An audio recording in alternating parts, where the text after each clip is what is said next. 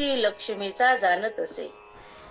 सकळ जीवाचा करीतो सांभाळ, तुझ मोकलीला ऐसे नाही.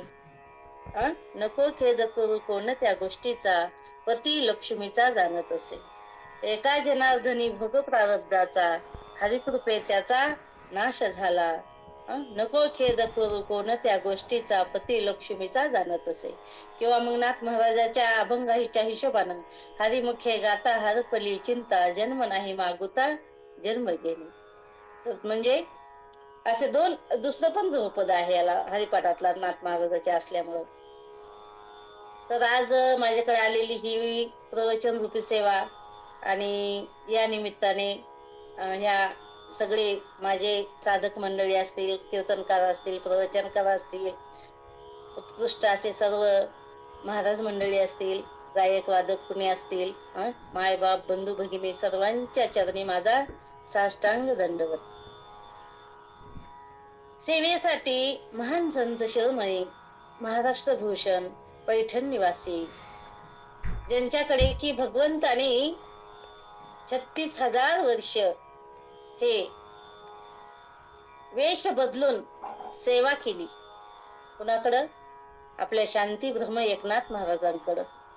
आणि त्याच महाराजांचा 4 चरणाचा अभंग आज आपण सेवेसाठी निवडलेला आहे. म्हणजे आवडीने भावे हरिनाम घेसी, आणि तुझी चिंता त्यासी सर्व आहे. तर या अभंगामध्ये काय सांगितलेलं आहे की आवड भाव हे पाहिजे नाम घेण्यासाठी. नाम तर घ्यायचंच, कारण कलियुगा माझी फक्त नामाचंच महत्व जास्त आहे. आणि त्यामुळं आवडीने भावे हरिनाम घेसी, तुझी चिंता त्यासी सर्व आहे. तर हेच आपल्याला या अभंगामधून पाहायचंय की भगवंताची काय आवड आहे. भगवंताला आवड, भाव, नाम आणि चिंता या 4 गोष्टीवर मी बोलण्याचा प्रयत्न करेल. प्रथमतः आपण या अभंगामध्ये नाथ महाराज सांगतात की बापा, त्याचं ध्रुपद आहे हरिपाठाच्या याचं की हरिमुखे गाता हरपली चिंता, आणि त्या नाही मागुता जन्म घेणे. तर जनकुणी आपल्या मुखानं भगवंताचं नाम घेईल तर त्याला कसलीच चिंता राहणार नाही. आणि त्यामुळं काय होईल तर त्याला पुन्हा जन्माला यावं लागणार नाही, असे नाथ महाराज या अभंगामधून सांगतात. पण हे नाम कसं घ्यायचंय? आवडीने भावाने. म्हणजे काय होईल? आवडीनं भावानं जर नाम घेतलं तर आपल्याला कसलीच चिंता राहणार नाही. आणि माझे पिताश्री सुद्धा आलेले आहेत आता गावाकडून, तर त्यांच्याही चरणावर मी वंदन करते. कारण आपलं बोलणं सुरू झालेलं होतं, त्यामुळे मी त्यांना काही बोलले नाही. तर त्यांच्याही चरणावर वंदन. आणि आता त्यांच्या समोर बोलायचं म्हणल्यानंतर थोडस मला सुद्धा म्हणजे आता थोडं वाटतं, थोडस ऑकवर्ड. तर चला, कुठं होतो आपण? आवड, भाव आणि नाम आणि चिंता. एका साधकाला समजा आता आवडीनं कसं घ्यायचं नाम, तर एकानं काय केलं की आपले वडील आहेत आणि त्याचे वडील वारल्यानंतर त्याने विचार केला की आपल्या वडील चतुर्थी धरायचे. काय धरायचे? चतुर्थी धरायचे. चतुर्थीचा उपवास करायचे. आणि त्याला वाटलं की चला आपण सुद्धा आपल्या वडिलाची आठवण म्हणून आपण काय करू? चतुर्थीचा उपवास धरू. मग यानं वडिलाच्या आठवणीमध्ये चतुर्थीचा उपवास धरायला सुरुवात केली. जसा हे उपवास आला तशा बऱ्याच चतुर्थ्या झाल्या. आणि यानं करायचं, पण ह्यानं वाट पाहत बसायचं, कधी चंद्र उगल, कधी चंद्र उगल, 9 वाजले का, कधी चंद्र दिसेल, कधी कधी दिसेल. आणि हे पाहत असताना एक दिवस अशी चतुर्थी आली आणि एक दिवस 8 वाजता त्यांच्या मित्रांनी सांगितलं की अरे आपल्याला आज पार्टीला जायचंय. पार्टीला जायचंय म्हणल्यानंतर ह्या बिचाऱ्यानं सगळी तयारी करून ठेवली पूजेची. आता चंद्र उदय झाला की पटकन पूजा करायची आणि आपल्याला पार्टीला जाऊन तिकडे जेवण करायचं. पण पूजाची सगळी तयारी झाली पण चंद्र काही उगवना. कदाचित वेळ जास्त लागत असेल. हा चिडचिड चिडचिड करायला लागला. काय म्हणला, आज ह्या चंद्राला सुद्धा उशीर लागायला लागलाय. का बरं आज चंद्र उगवणार लवकर, मला पार्टीला जायचंय. राग राग राग ह्याला यायला लागला. मित्राचा फोन यायला लागला सारखं सारखं. आणि रागा रागा हा चंद्राला का म्हणतोय, अरे चंद्रा, अरे बाबा तुझं थोबाड दाखव ना मला एकदाच जायचंय.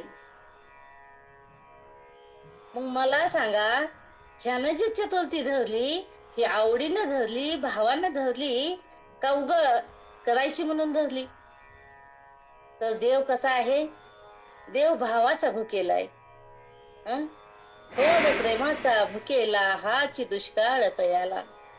देवाला फक्त भाव पाहिजे असतं आणि देवाला असं वरूपचारी केलेला भाव हा देवाला आवडत नाही.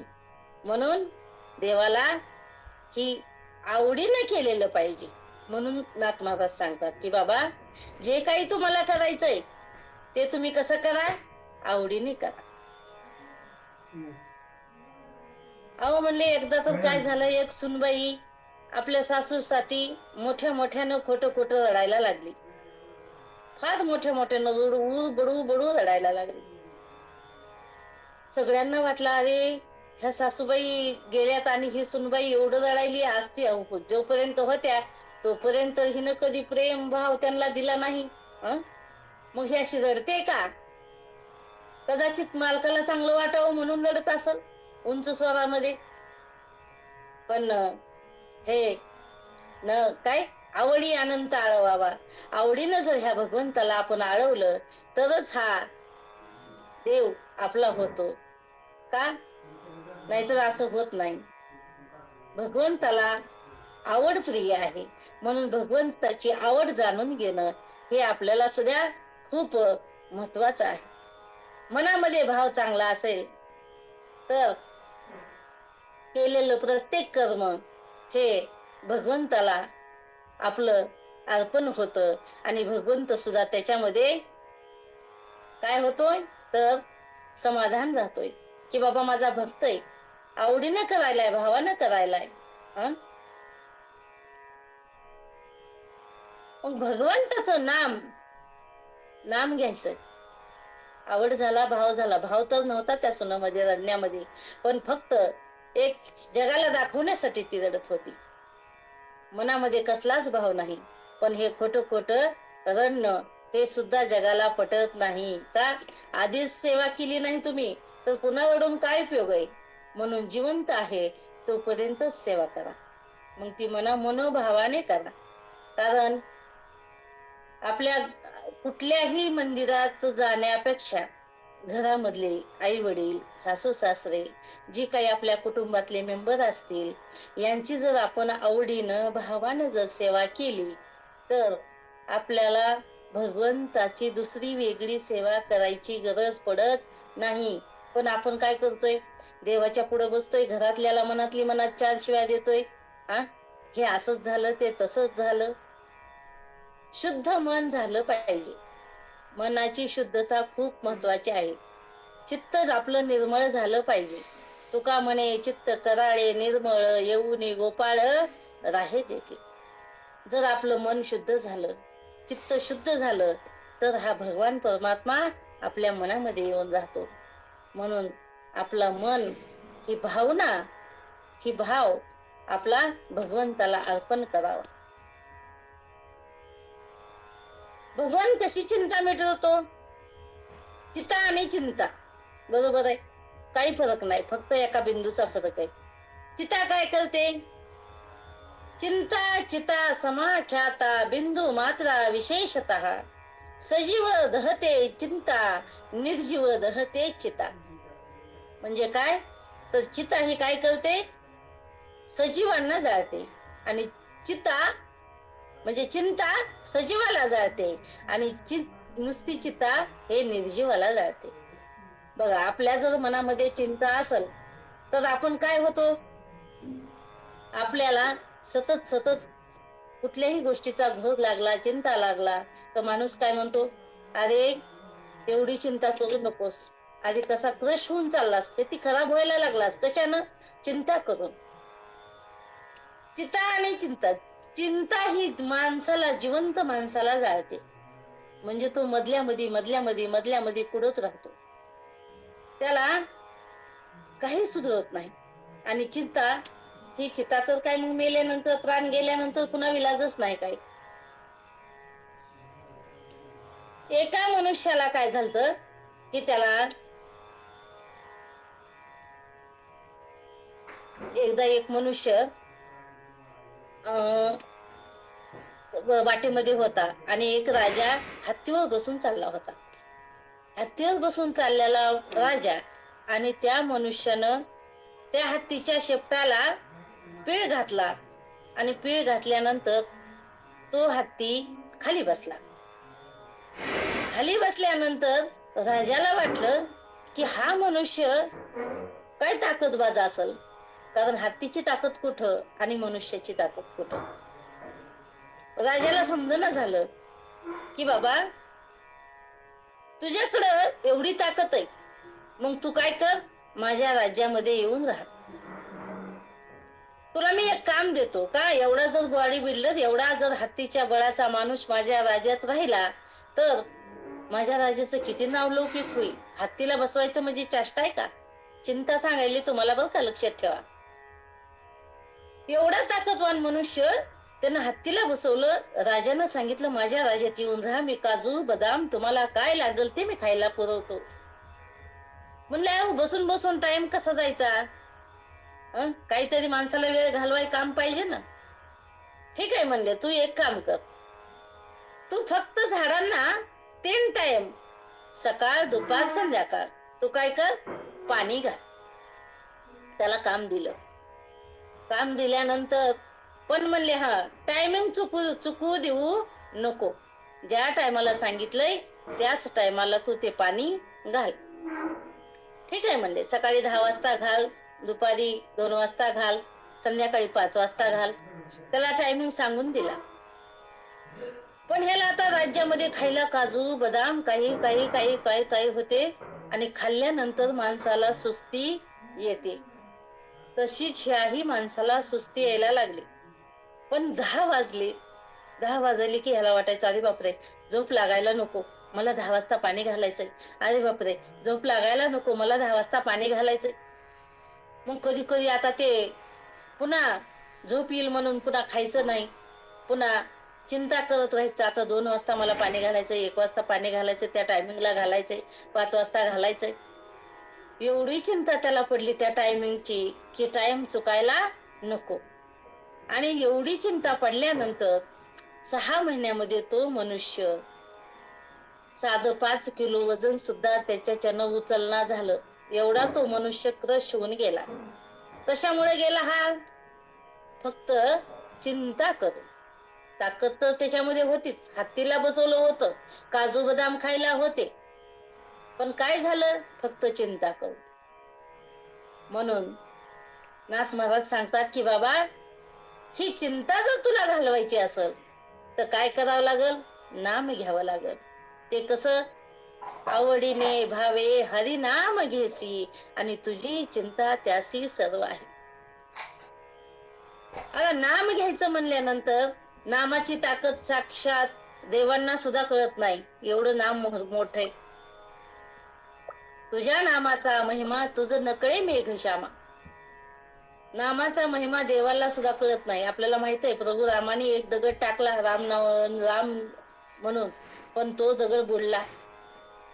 म्हणजे देवाला सुद्धा त्यांच्या स्वतःच्या नामाची किंमत कळत नाही, ब्रह्मादिकाला सुद्धा कळत नाही.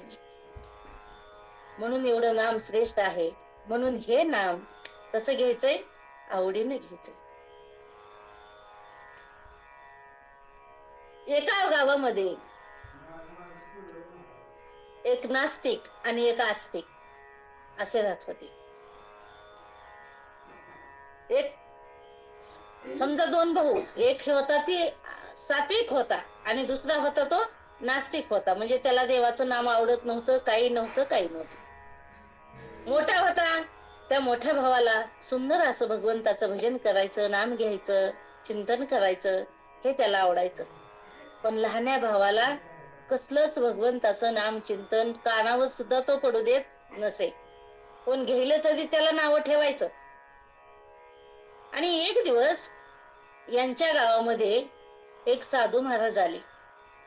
साधू महाराज आल्यानंतर ह्या मोठ्या भावाला वाटलं की त्या साधू महाराजांना आपल्या घरी भोजन प्रसाद घेण्यासाठी बोलवावं. आणि ह्या मोठ्या भावानं त्या साधू महाराजांना आपल्या घरी बोलावून घेतलं. साधू महाराज आपल्या घरी येलेत म्हणलं की लहान्या भावानं काय केलं, दाराला कडी कुंडी लावली मधून आणि मधून दार लावून बसला. का? काही भगवंताची चर्चा आपल्याला करायला नको, काही आपल्याला भगवंताचं नाम घ्यायला नको. ज्या वेळेस साधू महाराज जातील त्यावेळेस आपण हे दार उघडायचं आणि आपल्या कामामध्ये निघून जायचं. साधू महाराज आले, सुंदर प्रकारे पंचपक्वान्नाचं जेवण केलं, सुंदर सगळं झालं. आणि मोठ्या भावाला थोडीशी मनामध्ये चिंता वाटायला लागली की एवढा आनंदाचा सोहळा आहे, एवढे साधू महाराज एवढे घरामध्ये आलेले, सुंदर असं भोजन व्हायले, पण आपला भाऊ दाराच्या आड कडीच्या आड दारामध्ये कडी लावून बसलेला आहे. आणि साधू महाराजांना सांगितलं की महाराज, अहो माझा छोटा भाऊ, त्याचं कल्याण कसं व्हावं? मी तर नाम घेतोय, मी तर भगवंताचं चिंतन करतोय, पण त्याचं कसं काही कल्याण व्हावं? तो तर कधीच माझ्या भगवंताचं नाव घेत नाही, कधीच मुखानं तो काही राम कृष्ण हरी असं कधीच म्हणत नाही. याचं कल्याण कसं व्हावं? अहो म्हणले साधू महाराज, तुम्ही तरी काही इलाज सांगा. साधू महाराजांनी सांगितलं, अरे बाबा, त्याला दार उघडायला लाव, मी त्याला बोलतो. पण हा काही दार उघडायला तयार नाही. मोठ्या भावाने आवाज दिला, साधू महाराजांनी आवाज दिला, पण हा काही बाहेर यायला तयार नाही. पण साधू सुद्धा, संत कसे असतात बघा, जगाच्या कल्याणा संतांच्या विभूती, देह कष्टविती परोपकारी, त्याचं कल्याण व्हावं म्हणून साधू सुद्धा तिथं ठाम बसून राहिले. म्हणजे किती वेळ तू मध्ये बसणार आहेस? त्यानं मधून कडी लावली आणि ह्या साधू महाराजांनी बाहेरून कडी लावली. जशी ही बाहेरून कडी लावली तसं 1 तास झालं, 2 तास झालं, 3 तास झालं, पण हा काही दार उघडणं झाला. शेवटी देहधर्म काही असेल ना, शेवटी हा मधून व्याकुळतेने म्हणायला लागला, ओ महाराज, उघडा उघडा, दार उघडा, दार उघडा, दार उघडा. साधू महाराजांनी सांगितलं, हे बघ, मी दार उघडतो, पण तुला एकदा तरी राम म्हणावं लागेल. मग आता शेवटी नाही नाही नाही म्हणून 2, 3, 4 तास झाल्यानंतर ह्याला वाटलं, चला बाबा, आता आपलं काही खरं नाही म्हणला. आणि शेवटी यानं सांगितलं, हो ठीक आहे, मी बोलतो एकदा नाव, पण पुन्हा डबल घेणार नाही. साधू महाराजांनी सांगितलं, हो ठीक आहे. हा मग म्हणले, मग मन म्हणले, मग तू राम म्हण. त्यानं सांगितलं, राम म्हणला. राम म्हणल्यानंतर साधू महाराजांना सांगितलं, हे बघ, तू एकदा नाम घेतलास, आता पुन्हा नाम तुझ्या मुखाला तू घेणार नाहीस, ठीक आहे, पण जो कोणी हे नाम तुझं विकत मागल त्याला तू हे नाम विकू नको. ठीक आहे म्हणला, नाही मी विकत. आणि मग शेवटी एक दिवस, देह काळाचे धन कुबेराचे, येथे मनुष्याचे काय आहे. तसंच हा देह घेऊन जाण्यासाठी कोण आलं? यमराज आले. यमराजाला पाहिलं आणि मग ह्याला घाबरगुंडी सुटली. मग पुन्हा वाटायला लागला, आदित्या, आपण आयुष्यभर काही केलं नाही, आता यम आपल्याला न्यायला आलेत. यमानं सांगितलं, चला उचला, ह्याला घ्या, नरकामध्ये ह्याला टाकून दिलं असतं, पण ह्यानं एकदा नाव घेतलेलं आहे. कोण म्हणतंय? यम म्हणतंय. मला नरकामध्ये पण टाकता येत नाही. म्हणले, तू एकदा नाव घेतलंस, बोल म्हणले तुझ्या नामाची किंमत. काय द्यायची तुला, काय किंमत असेल ते देऊ, आणि म्हणजे आम्ही तुला नरकामध्ये ढकलून द्यायला तयार आहोत. पण ह्याला साधू महाराजाचे शब्द आठवले की नाम विकू नको. त्यानं सांगितलं की बाबा मला साधू महाराजांना नाम विकू नको म्हणले. यानं सांगितलं तेम देवा तुम्हीच सांगा किंमत. एम महाराजांना सांगितलं हो मला पण ह्याची एका नामाची किंमत माहित नाही. मग म्हणले आता काय करायचं. मग यमानं सांगितलं ब्रह्मदेवाकडे चला म्हणले, आपण ब्रह्मदेवाला विचारू. यानं सांगितलं मी असा येणार नाही बाबा, मला पालखीत घालून खांद्यावर घेऊन तुम्ही गेलात तर मी येईल, नाही तर मी येणार नाही.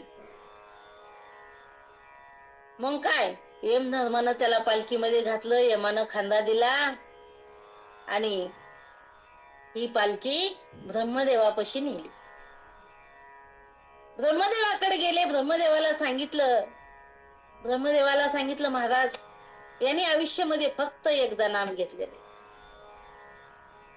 आणि एकदा नाम घेतल्यामुळं आता ह्याला काय मोबदला द्यायचा तो मला तुम्ही सांगा. एका नामाचा मोबदला काय द्यायचा.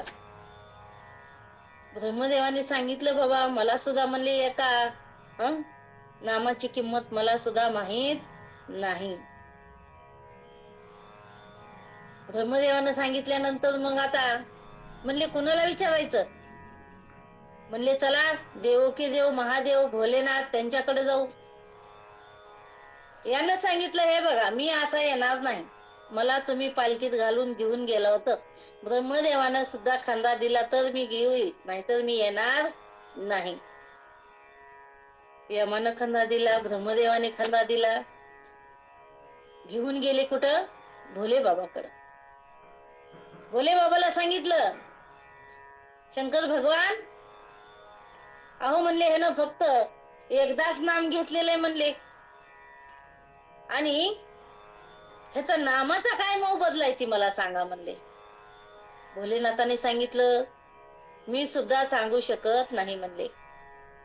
मग काय करावं म्हणले, आता कोण सांगल म्हणले. भोलेनाथाने सांगितलं चला ना आहेत ना आपले शांताकारं भुजगशयनं पद्मनाभं सुरेशं, त्यांच्याकडे चला म्हणले.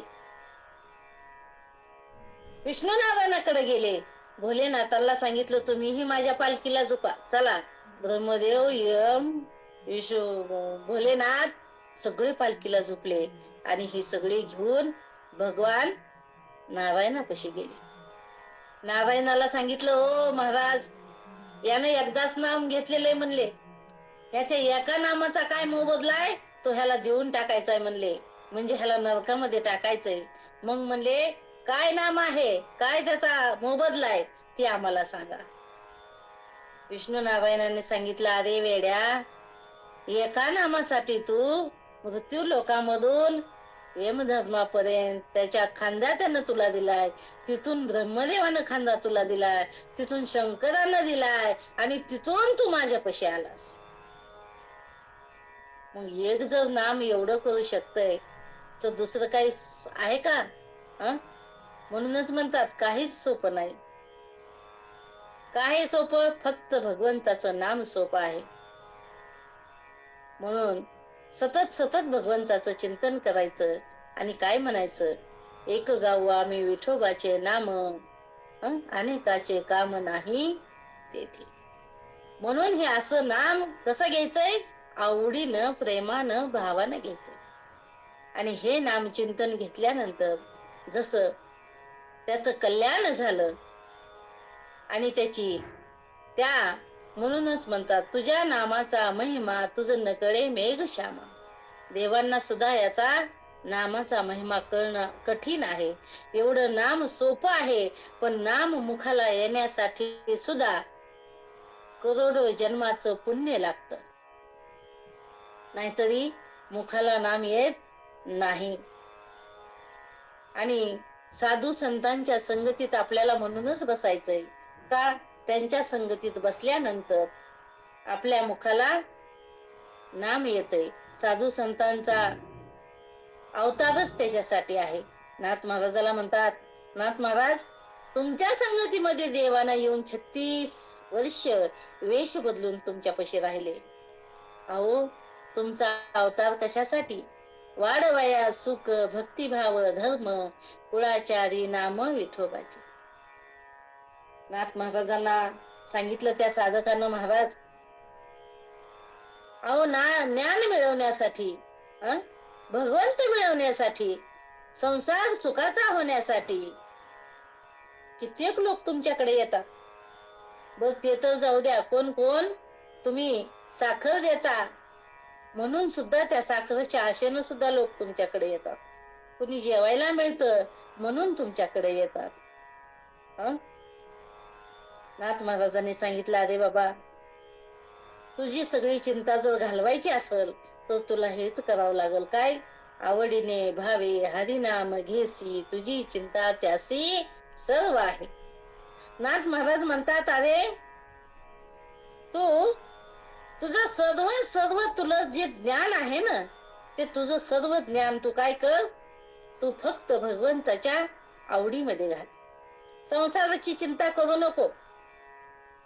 संसारामध्ये तुझं कशातच लक्ष लागत नाही ना, तेव्हा एकच कर की तू ती संसाराची चिंता सोडून दे आणि कशाची चिंता कर, तू फक्त भगवंताची चिंता कर. भगवंताची चिंता केल्यानंतर काय होईल, तर तुझी चिंता त्यासी सर्व आहे.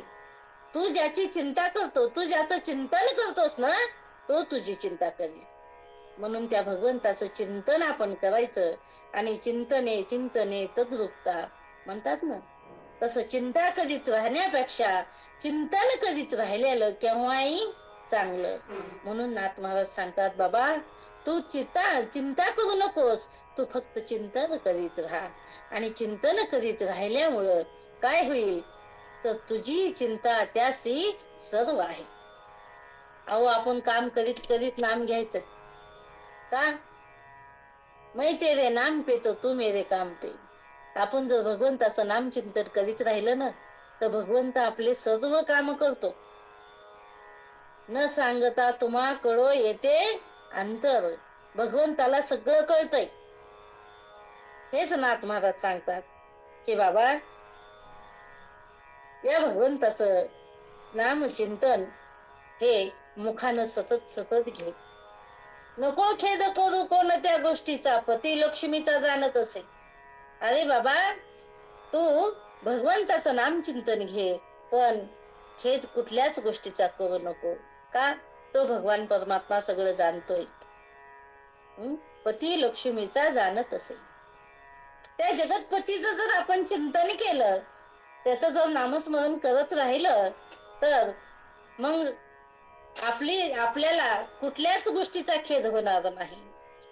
कारण तो जगाचा पती, आपलाही पती म्हणजे जगतपती आहे, सगळ्यांचा पती आहे.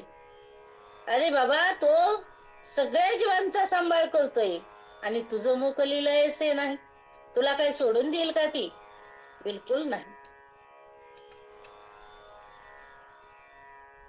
नाथ महाराज सांगतात की बाबा, अरे तो साधक सांगतोय नाथ महाराजाला, महाराज अहो मी देवाचं दररोज नाव घेतोय, पण मला काहीच फरक पडत नाही. नाथ महाराज म्हणले, कसं नाम घेतोस?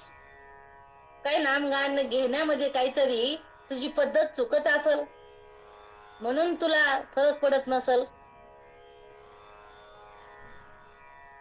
अरे बाबा, ह्या जगात सर्वच देवाचं नाव घेतात. राम नाम तो सब कोई कहे, ठग ठाकुर और चोर, बिना प्रेम से रिजे नहीं तुलसी नंद किशोर. राम राम राम राम तर सगळेच म्हणतात. कोण? राम नाम तो सब कोई कहे, ठग ठाकुर और चोर. एखादा ठगविणारा सुद्धा म्हणतो, एखादा ठाकूरही म्हणतो आणि एखादा चोरही म्हणतो. पण भगवंत कसे? बिना प्रेम से रिजे नहीं तुलसी नंद किशोर.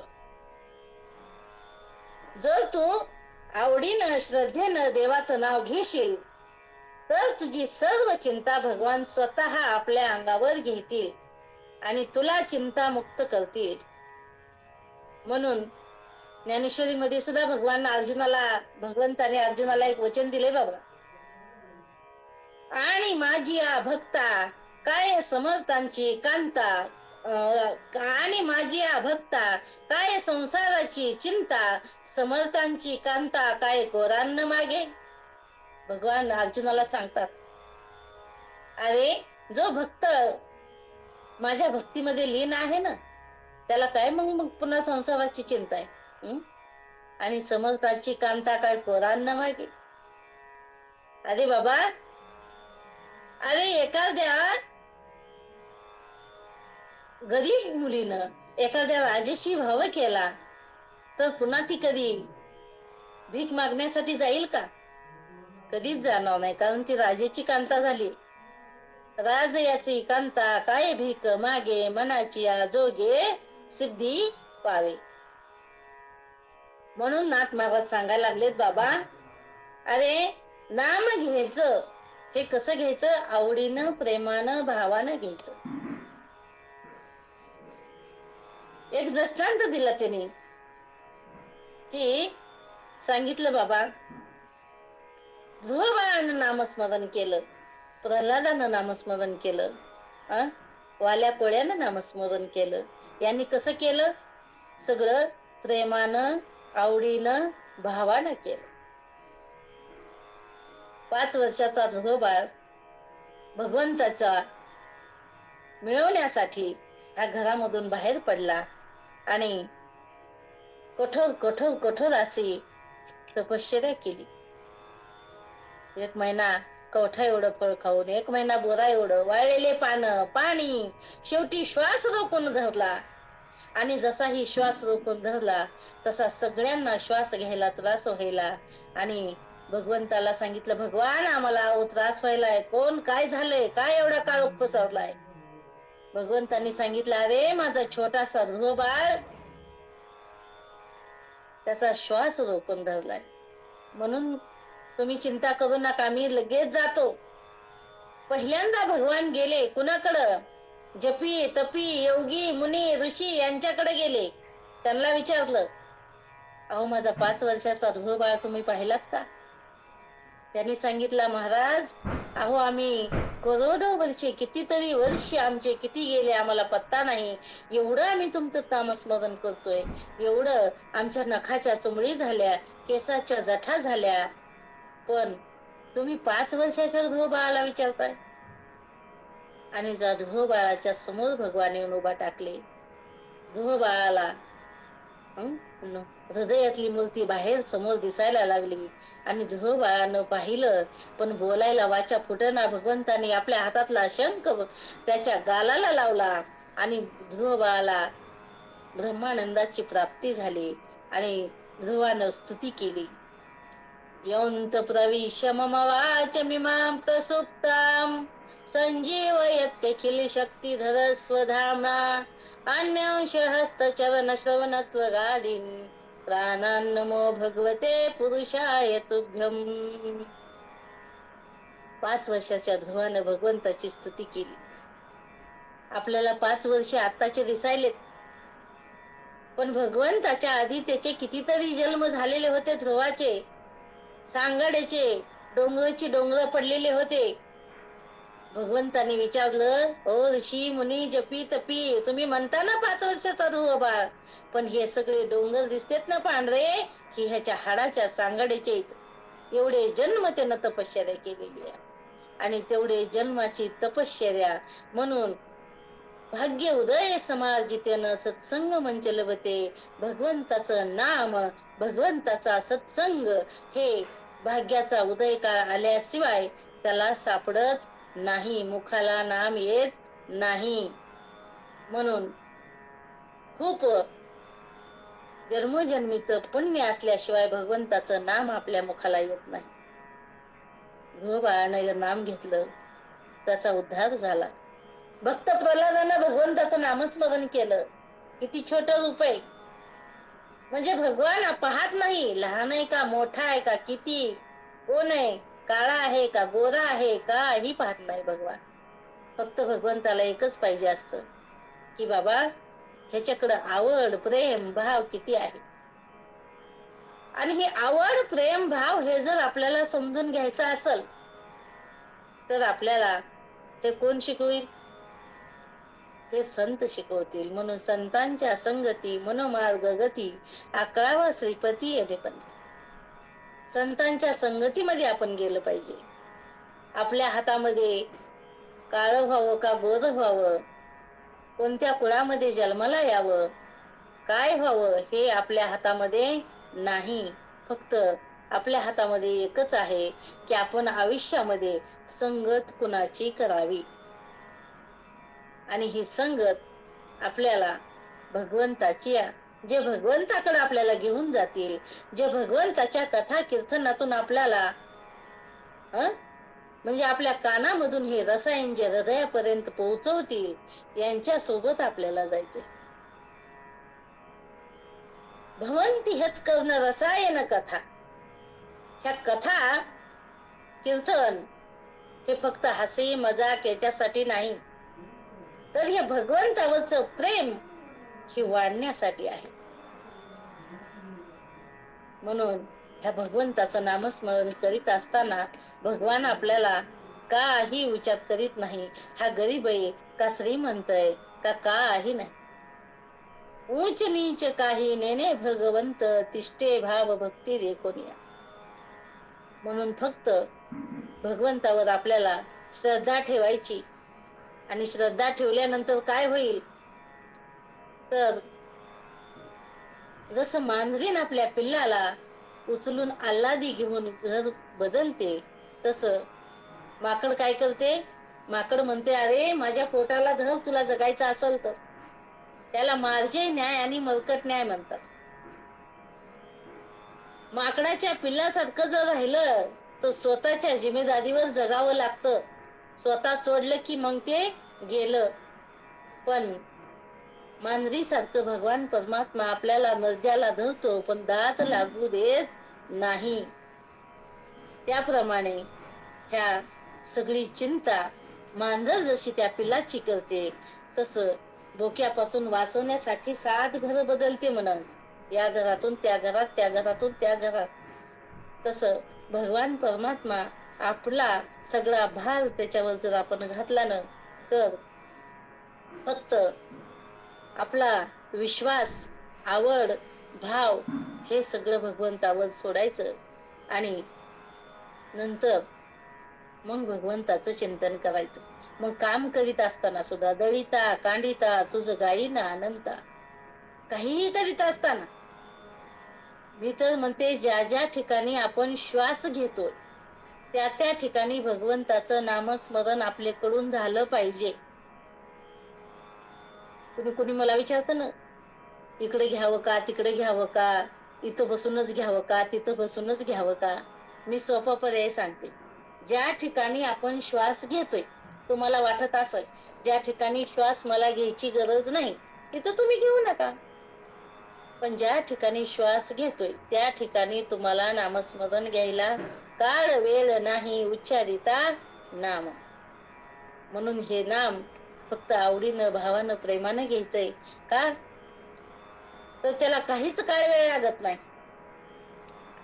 म्हणून नाथ महाराज सांगतात, अरे बाबा, अरे जो माझ्या लक्ष्मीचा पती जो आहे ना, तो सर्व काही त्याला कळतंय. कारण सकळ जीवाचा कधी तो सांभाळ, तुझं मोकलेलं ऐसे नाही.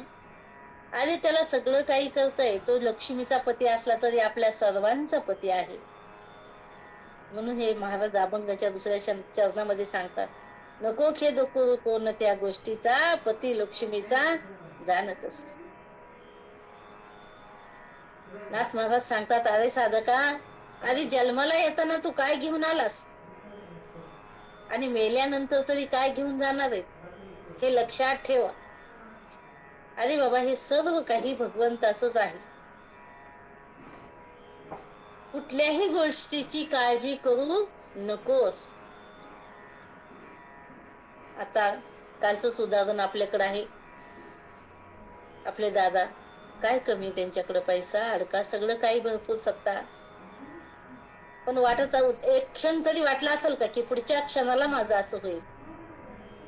म्हणजे देह हे काळाचे, धन कुबेराचे, येथे मनुष्याचे काय आहे. आपली काही काळजी आपल्याला नाही, म्हणून हा सगळा भार भगवंतावर घातल्यानंतर भगवान कुठल्याही गोष्टीत आपली काळजी करू देत नाही आपल्याला. का?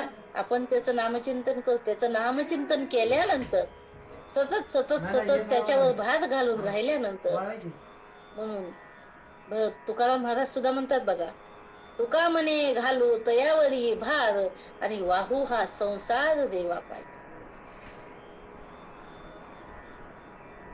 भगवंताला आपल्याला फक्त हा सगळा संसार देवाच्या पायावर व्हायचा. संकादिकांनी ऋतू महाराजाला एक उपदेश केलता की शास्त्रैश्वियाने व सुनिश्चितो नृणाम क्षेमस्य सध्यग्र विमृशे सुहेतु असंग व्यक्त व्यतिरिक्त आत्मनी दृढारती अनुक्रमशती. म्हणजे हे पृथ्वीराजा, तुझ्याकडे एवढं भरभराटीचं राज्य, सगळं साम्राज्य आहे, तर तू काय कर, हे सगळं हे ईश्वराचं मान आणि असंग होण्याचा प्रयत्न कर. म्हणजे तू काय कर, तू फक्त आत्म्यावर प्रेम कर आणि आत्म्यापासून वेगळ्या गोष्टीबद्दल वैराग्य निर्माण कर. हा सनकादिकाचा उपदेश कुणाला? पृथ्वी महाराजाला. आणि पृथ्वी महाराजांनी हा उपदेश जाणून सर्व काही सगळा भार हा भगवंतावर घातला. सगळा भार त्यांच्यावर घातला. तुका म्हणे घालू तयावरी भार, वाहू हा संसार देवा पायी. काय भार घातला? प्राण दारा सुतान ग्रह सप्रच्छद राज्यम बलम मही कोश इति सर्व निवेदितम. अरे बाबा, माझा प्राण सुद्धा भगवंता तुला, दारा म्हणजे पत्नी, सगळं काय माझं राज्य, बल, मही, कोश, मुलं, बाळ, सगळं जे काय असेल ना, हे भगवंता, हे सगळं मी तुला अर्पण केलं. माझा फक्त आत्मा माझा आहे, बाकी माझं काही नाही. माझा सगळा भार हा तुझ्यावर व्हायला. तसं आपल्या सर्वांना सुद्धा हा सगळा संसाराचा भार देवावर घालायचा आहे. आणि आपल्याला फक्त, आपण या ठिकाणी, मी तर म्हणते फक्त जसा पिक्चर मधला एखादा हिरो किंवा हिरोईन रोल करते, तसं आपल्याला सुद्धा इथं रोल करायला भगवंतानी पाठवून दिलेलं आहे. मग तो कुणाला आईचा रोल असेल, कुणाला मावशीचा असेल, कुणाला मामीचा असेल, कुणाला आजीचा असेल, कुणाचा आजोबाचा असेल, कुणाचा काकाचा असेल. बरोबर आहे ना? आपल्या घरामध्ये आपण रोलच करतो पिक्चर मधल्यासारखं. पण तोच रोल हा चांगल्या प्रकारे, उत्तम प्रकारे आपल्याला पार पाडायचा आहे. आणि प्रत्येक रोल मधून मग तसं जसं जसं माहेरच्या साडीमध्ये अलका कुबल आपल्याला खरी खरी वाटते. किती रडतो आपण पिक्चर बघताना, आता नाही पण त्यावेळेस किती दुःख वाटतं आपल्याला. अरेच्या, किती त्रास आहे, किती त्रास आहे, किती त्रास आहे. ती जसे डायरेक्ट रोल छान करते, तसं आपल्याला सुद्धा इतर रोल करायचा आहे. भगवंताला म्हणायचे, भगवंता, हे सगळं तुझंच आहे.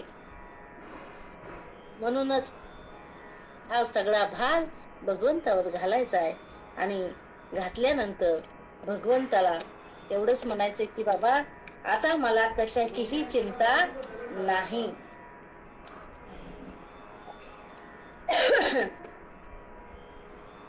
म्हणून नाथ महाराज म्हणतात, अरे बाबा, सगळ्या जीवाचा जर सांभाळ हा भगवान परमात्मा करतोय, तर तुला काय सोडून देणार आहे का? तुला कधीच सोडणार नाही तो. अरे बाबा, सकळ जीवाचा करीतो सांभाळ, तुझं मोकलीला ऐसे नाही. तू जर त्या भगवंताचं नाम आवडीनं, श्रद्धेनं, भक्तीनं घेतलंस ना, तू जर त्या भगवंताला शरण गेलास ना, तर तोच भगवान परमात्मा काय करील, तर तू सगळे सतत सतत दररोज केलेले दिवसभराचे कर्म ही देवाला अर्पण कर. असं कर्म करावं माणसानं दिवसभर, की संध्याकाळी म्हणावं, हे कृष्ण अर्पण कर्म झालेलं माझं सगळं, जे काही माझ्याकडून झालं असेल. म्हणून आपलं कर्म शुद्ध ठेवावं, भाव शुद्ध ठेवावा. हं? राग, द्वेष, भय हे आपल्या मनातून काढून टाकावे. कारण आपलंच कर्म आपल्याला फेडायचं येतं. म्हणून कधी कुणाचं मनामध्ये सुद्धा वाईट चिंतू नये. हजारो लहरी त्या येतात. देव जर आपण जर कुणावर हसलो ना, देव म्हणते हा तुला हसल्याला आनंद झालाय ना, मग तेच दुःख तुला देतो. तो त्याच्यावर हसला ना, त्याच्या दुःखावर. म्हणून कधी कुणाच्या दुःखावर हसायचं नाही. कधी कुणाला रागानं, द्वेषानं, कुजा भावनेनं बोलायचं नाही. तेच कर्म आपल्याकडे रिटर्न येतं. जसं आपण एखाद्या दरीमध्ये, डोंगरामध्ये आवाज देतो बघा, आणि आवाज दिल्यानंतर तोच ध्वनी जसा आपल्याला ऐकायला येतो तसं. म्हणून नाथ महाराज सांगतात, बाबा कर्म कुणालाही चुकत नाही, देवाला सुद्धा कर्म चुकत नाही. परी आसी गवारा सादर, कर्मे निर्वेश झाला सगर. भिले वंदिले शारंगधर, झाला पुरंदर सहस्त्र नयन. महाराज म्हणतात, अरे बाबा प्रारब्ध कुणालाच चुकत नाही. नाथ महाराज सांगतात की बाबा एखाद्या आरोपीला जर फाशीची शिक्षा झाली आणि ती रद्द करण्याचा अधिकार जर कुणाला असेल तर तो फक्त कुणाला आहे? राष्ट्रपतीला. तसं नाथ महाराज म्हणतात की बाबा तुझे कर्म, तुझा भोग हे जर म्हणले, ह्याच्यात जर म्हणले काही बदल करायचा असेल तर तो एकाच कारणाने होतो. तेच नाथ महाराज शेवटच्या चरणामध्ये सांगतात, काय? एका जनार्दनी भोग प्रारब्धाचा आणि हरी कृपे त्याचा नाश झाला. हरी ज्या वेळेस कृपा करील त्यावेळेस आपल्या सगळ्या ह्या प्रारब्धाचा नाश होण्याची ताकद त्या हरीमध्ये आहे. त्या हरीनं आपलं दुःख हरण केलं पाहिजे. पण ह्या हरीला आपण सुद्धा विसरलं नाही पाहिजे. सतत सतत सतत भगवंताचं चिंतन केलं पाहिजे. कारण आपल्याला माहित आहे भगवंताचे मित्र, कृष्ण परमात्माचा मित्र सुदामदेव, आणि सुदामदेवजी भगवंताला भेटण्यासाठी गेले.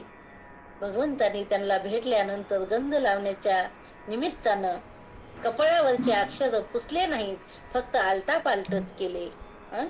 श्रेयश्री होतं तिथं यशश्री केलं, फक्त इकडचे तिकडे अक्षर केले. ही ताकद कुणात आहे? फक्त भगवंतामध्ये. आणि म्हणूनच म्हणतात, काय? एका जनार्दनी भोग प्रारब्धाचा आणि हरी कृपे त्याचा नाश झाला.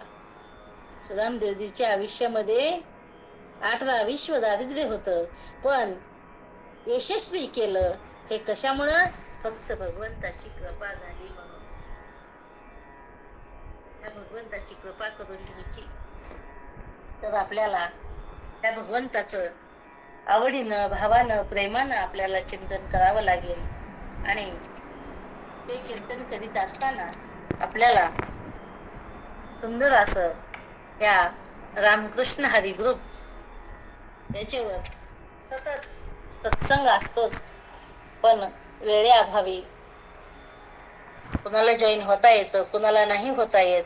तरी सुद्धा ताईने एवढी सोय केलेली आहे की आपण त्यांनी टाकलेले व्हिडिओ, ऑडिओ ते जे आहेत ते सुद्धा आपण कुठेही केव्हाही आपण श्रवण करू शकतो. कारण त्यांनी प्रत्येकाचं हे सगळ्याचं झालेलं प्रवचन रूपी पुष्प सगळ्या त्यांनी आपल्या युट्यूबवर टाकतात. आणि धन्यवाद त्यांचे, कारण त्यांनी माझ्याकडे ही सेवा देण्याचा चान्स दिला मला, सेवा करण्याचा. आणि त्यामुळे मी मोडक्या तोडक्या शब्दामध्ये तुम्हाला सांगण्याचा प्रयत्न केलेला आहे. झालेली सेवा पूर्ण नाथ महाराजांच्या चरणी, पांडुरंग परमात्म्याच्या चरणी. आणि आज एकादशी असल्यामुळं मी तर ताईला आज नकोच म्हणलं होतं, पण कारण मला यायलाच 7:30 पावणे 8 वाजले. आणि तिथून पुन्हा सगळं फराळ वगैरे आणि पुन्हा नंतर सेवा. तर पण म्हणलं चला, पांडुरंगाची इच्छा असेल एकादशीचं तेवढंच आपलं 2 मिनिट काहीतरी चिंतन, जसं होईल तसं मोडक्या तोडक्या शब्दामध्ये. कारण आम्ही काही जास्त अभ्यासू नाही, आम्ही आणखी LKG UKG मधले विद्यार्थी आहोत. त्यामुळं काही चूक भूल झाली असेल तर तो माझ्या वाणीचा दोष समजा. तो माझे मला परत द्या. जे काही चांगलं झालेलं असेल ते माझे गुरुवर्य राजभाऊ महाराज सिनगावकर यांच्या मी मुखामृतवाणीतून ऐकलेलं, श्रवण केलेलं तेच मी तुमच्या समोर मांडण्याचा प्रयत्न केलेला आहे. आणि तुम्हा सर्वांचे आशीर्वाद, भगवंताची कृपा, झालेली सेवा पूर्ण सर्व साधक मंडळीच्या चरणी, पांडुरंग परमात्म्याच्या चरणी वाहून माझ्या वाणीला इथंच पूर्ण विराम. रामकृष्ण हरी. रामकृष्ण हरी. ताई पसायदान घेत आहे का? हॅलो, पसायदान घेत आहे का ताई? हो हो, घेते की. घ्या घ्या घ्या.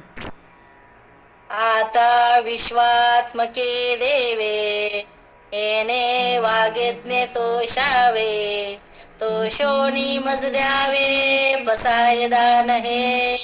जे खळांची व्यंकटी सांडो, तया सत्कर्मी रती वाढो. भूता परस्परे पडो, मैत्र जीवांचे दुरितांचे तिमिर जावो. विश्वस्वधर्म सूर्य पाहो, जो जे वांचिल तो ते लावो. प्राणी जात वर्षात सकळ मंगळी, ईश्वर निष्ठांची मांदी आळी. अनावर्त भूमंडळी, भेटो तया भूता. जला कल्पतरूचे आरव, चेतना चिंतामणीचे गावो. बोलती जे आरुणवो, पियुषांचे चंद्रमे जे अलांछन. मार्तंड जे तापहीन, हे सर्वाही सदा सज्जन. सोयरे होतू किंबहुना सर्व सुखी, पूर्ण होऊनी ती लोकी. भजी जो आदि पुरुखी, अखंडित आणि ग्रंथ उपजीवे. विशेषी लोक ये, दृष्टादृष्ट विजयी व्हावे जी. एत म्हणे श्री विश्वेश्वराहो, हा होईल दान पसावो. येणे वरे ज्ञान देवो सुख्या झाला. येणे वरे ज्ञान देवो सुख्या झाला. येणे वरे ज्ञान देवो सुख्या झाला. ओम शांती शांती शांती. पुंडलिक विठ्ठल श्री ज्ञानदेव तुकाराम पंढरीनाथ भगवान की जय. माऊली ज्ञानेश्वर महाराज की जय. जगद्गुरु तुकाराम महाराज की जय. शांती ब्रह्म एकनाथ महाराज की जय. सब संतन की जय. रामकृष्ण.